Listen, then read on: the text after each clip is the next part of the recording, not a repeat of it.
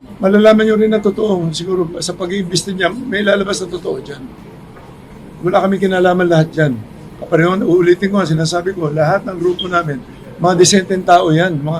Ang hiling lang namin, sabong lang. Ngayon, kailangan lang namin proteksyonan na sarili namin yan talaga. Kaya wala na ako. Kailangan ng ano eh. Ngayon, hindi ko na kailangan paliwanag. Hindi namin alam kung ano nangyari talaga dyan eh. Ayun, nagpapasalamat lalong-lalo na sa media. Napakabilis talaga. True that warrant of arrest were issued against Charlie TVY Ang alias Atong Ang at na-receive po or kasalukuyang nagko-coordinate po ang ating police dun sa concerned branch 26 of Santa Cruz, Laguna.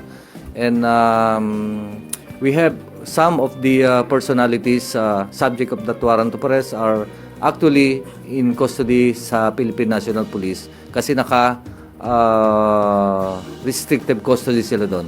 I think there are about 10 or 11 police personnel who are under restrictive custody and they are now being directed to surrender to the Criminal Investigation and Detection Group. And the others, the dedicated teams of the PNP are now on their way to implement the warrant of arrest. Are we anticipating any difficulty with the service of the warrant? Do we know the whereabouts of Mr. Ang? Okay. We have certain procedures in implementing warrant of arrest. Hindi lang warrant of arrest at different police operations. This is a implementation of warrant of arrest. Meron tayong procedure and the PNP personnel, all PNP personnel involved are of course mandated na sundin ito at gagawin nila ang lahat para ma-implement. Again, yung whereabouts po ni Mr. Ang, tukoy po natin. Tukoy ang ating warrant of arrest or location of Charlie Atong Ang, different location, and it will be served in those locations. Siyempre, masyado na kami bugbog. Kailangan na kami lumabas. Kailangan kami lumaban eh. Hindi ko kasi alam na aabot sa ganito ang problema kasi hindi naman kami mga salbahing tao na magpapahamak ako ng mga tao. Hindi ko kasi ugali yun eh. Kung kaya ko isolve sa sarili ko, isosolve ko. Kung konting pera lang, katulad yan, eleksyon, humingi siya na mag-eleksyon. Yung pala naman, meron na siyang, tingnan yung kalokohan na yan. As early as February 22, nung hindi ako pumayag, tuloy-tuloy pa ang usapan namin. Nung eleksyon, humingi pa siya ng 12 million, binigyan ko pa ng 12 million. May mga resibo ko dyan, dineposit namin sa account nila. Warrant of arrest laban kay Atong Ang at iba pang akusado sa pagkawala ng ilang sabongero inilabas ng korte. Flash report ni Sandra Aguinaldo ng GMA Integrated News. Sandra, magandang umaga. Sandra? Oy, Lala. Go ahead.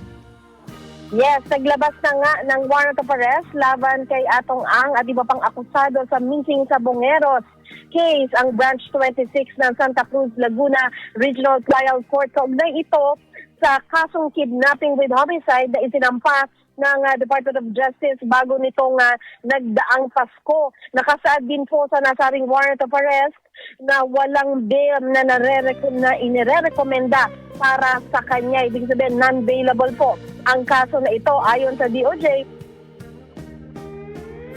ay pwedeng mag-serve ng warrant sa kanya, pero sa ngayon po ay wala pa tayong nakukuha na pahayag mula sa PNP-CID. Halimbawa, na karaniwang nagsaserve po ng ganitong mga warrant. Kinukuha pa natin ang reaksyon ng kampo ni Ang, pero matatandaan na sinabi po ng kanyang abogado kamakailan lamang na si Ang po ay nasa bansa lamang umano at sila naman po ay makikipagtulungan sa mga otoridad.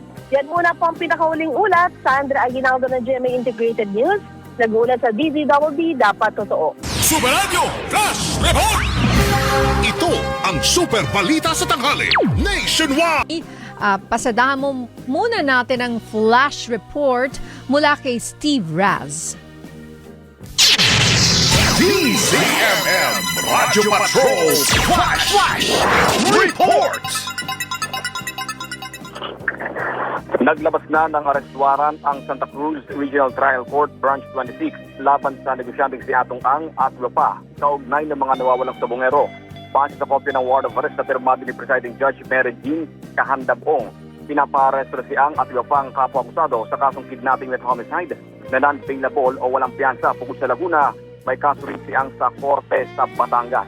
Habang lamang ilang detalye dito sa DZMM, Radyo Patrol 630 at DZMM Teleradyo. Yan ang balitang kumpirmado. Sigurado, ito ang Radyo Patrol Steve Raz, DZMM. DZMM Radyo Patrol Flash Report. Alright, maraming salamat sa iyo, Steve Raz. Balik. DWIZ Flash Report. Warrant of arrest laban kay Atong Ang. Inilabas na ang detalye mula kay Patrol 24 June Samson. Kuyang June. Na dahil firmado, inilabas na ka ng Regional Trial Court Branch 26 sa Santa Cruz, Laguna ang warrant of arrest laban sa negosyante na si Charlie Atong Ang at sa iba pang isinasangkot sa kaso ng mga nawawalang sabongero. Ito yan nung isang linggo pa, inaantabayanan ng Department of Justice ang paglalabas ng warrant of arrest. Sa ngayon ay hindi pa natin masabi, hindi natin maaaring sabihin kung saan patungo ngayon ang mga otoridad na dala-dala yung warrant of arrest para sa nakatakdang pag-aresto kay Charlie Atong Ang. Patrol 24, Jim sa impilang may todong lakas, DWIZ, nagbabalita ng tama, naglilingkod ng tama.